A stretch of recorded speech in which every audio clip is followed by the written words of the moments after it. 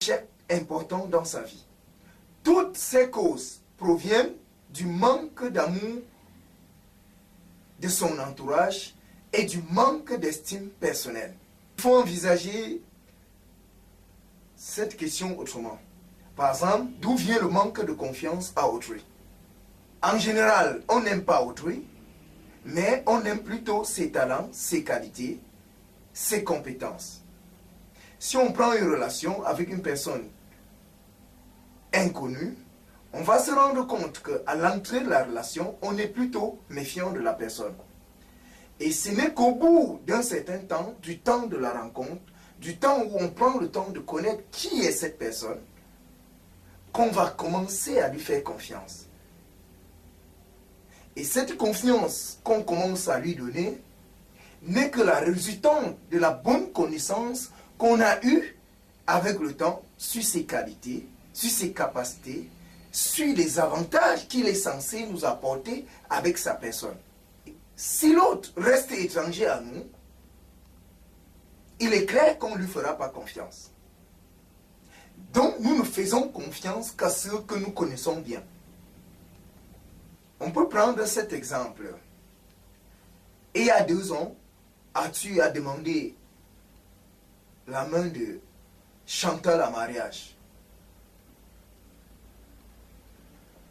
Mais comme Chantal ne connaissait pas assez bien Arthur, elle a refusé, elle s'est opposée à ce mariage. Mais avec les circonstances de la vie, Chantal s'est retrouvée dans une même entreprise avec Arthur et en passant du temps auprès de Arthur, elle s'est rendue compte que Arthur avait des grandes potentialités relationnelles. D'ailleurs, le potentiel de Arthur le prédispose à devenir le futur directeur général de la société. Et aujourd'hui, au vu de ces circonstances qui ont apporté un peu plus d'informations à Chantal en ce qui concerne son compagnon, elle ne jure que par le nom de Arthur. Vous voyez très bien qu'elle serait désormais disposée à accepter la relation de mariage qu'elle a auparavant refusée parce qu'elle ignorait clairement à qui elle avait affaire. Donc la confiance en autrui est fondée stratégiquement sur la connaissance de ses qualités, la connaissance de ses forces, ainsi que de ses faiblesses. Car connaissant les forces et faiblesses d'autrui, on sait ce qu'on peut gagner, on sait ce qu'on risque, on sait comment s'en prendre. On peut donc envisager lui faire plus de confiance, ce qui va nous conduire à mieux l'aimer. Avant de répondre à cette question, il faut déjà souligner les caractéristiques d'une personne qui a un manque de confiance en elle. On a la peur de prendre trop de place, de s'affirmer, pouvant engendrer la peur d'être critiqué, d'être jugé d'orgueilleux, qui aura pour conséquence la peur d'être moins aimé ou de ne pas être aimé. On a la peur de prendre des décisions et ne pas pouvoir aller jusqu'au bout, devant engendrer également la peur de ne pas être aimé ou d'être moins aimé. On a enfin la peur de se tromper, de faire fausse route, pouvant engendrer la peur d'être critiqué, d'être jugé, donc d'être moins aimé. Plus une personne croit que s'autoriser à avoir confiance en soi va le conduire à être moins aimé, moins elle s'autorise à s'affirmer. Elle croit que avoir le manque de confiance en soi, avec les conséquences que cela peut engendrer, est moins douloureux que la peur d'être mal aimé. On constate ici que quand on ne se connaît pas, on s'aime mal, on travaille mal, on réussit mal et on vit mal. Le manque de confiance en soi nous fait douter de tout. On doute même de sa propre confiance. On ne sait plus si on a confiance en soi ou pas. Vous pouvez en effet donner l'apparence d'une vraie maîtrise de soi. Mais tout cela n'est qu'un masque. Une fois qu'on n'est plus en situation opérationnelle, on se retrouve replié sur soi-même et le manque de confiance en soi revient.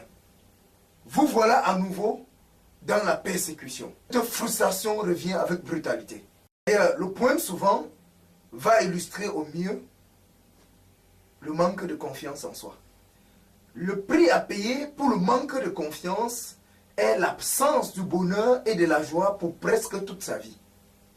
C'est pour cela que nous avons dit que c'est un terrible handicap qu'il faut se débarrasser de toute urgence. En situation de mal de confiance, il est difficile de mener une vie paisible, heureuse et harmonieuse, de bénéficier pleinement de l'abondance de la vie et de la beauté de la nature. Le manque de confiance cause une souffrance atroce face aux obstacles de la vie. Les candidats en manque de confiance trouvent les difficultés de la vie comme des montagnes à surmonter. La simple mission ressemble à une vraie bataille avec son ego. On perd généralement le match avant même d'entrer au stade, parce qu'on est terrassé à l'idée même de devoir affronter une difficulté ou un obstacle. On se dit, à quoi bon d'essayer puisqu'on est sûr d'échouer? Ou on essaye juste pour remplir des formalités. Le moindre échec, la petite erreur, viennent souvent renforcer cette peur de l'action déjà difficile à surmonter. Un mauvais résultat qui s'ajoute à un autre et ainsi de suite, cela devient une obsession, une fatalité ou même une prison virtuelle. La procrastination s'installe. La peur de l'inconnu, la peur du futur, la peur du danger supposé ou réel, peur du candidaton, peur du jugement des autres, on est enclin à reporter tout au lendemain. La course aux valeurs scientifiques s'installe. Course au savoir, course à la richesse, course au pouvoir, course à la célébrité. On veut vite gagner à tous les prix et à tous les risques, dans le but de se faire un nom, une renommée, bref, pour s'imposer. S'imposer, oui, le mot est lâché. Toute quête humaine n'a que ce but, la recherche d'importance. Être l'homme le plus important est au cœur des motivations de tout être humain. Et pour cette motivation, l'être humain est prêt à sacrifier même toute l'humanité. Le but de cette vitesse est de satisfaire avant qu'il ne soit trop tard son estime. Sa personnalité qu'il chérit plus que tout au monde, qu'il veut ériger au-dessus de tout être humain. Bref, il veut faire de sa personnalité un empire terrestre. Et comme les choses ne se passent jamais comme on les attend, on se retrouve frustré par des mauvais résultats, on les ressent mal, on les pense mal, on les vit mal.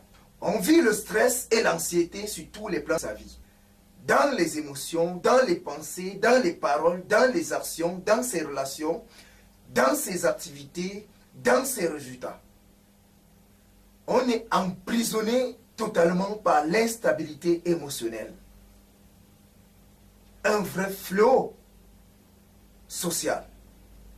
C'est une prison invisible, mais qui peu à peu devient une véritable catastrophe pour la vie de nos familles, de nos entreprises, de nos communautés, de nos nations. Bref,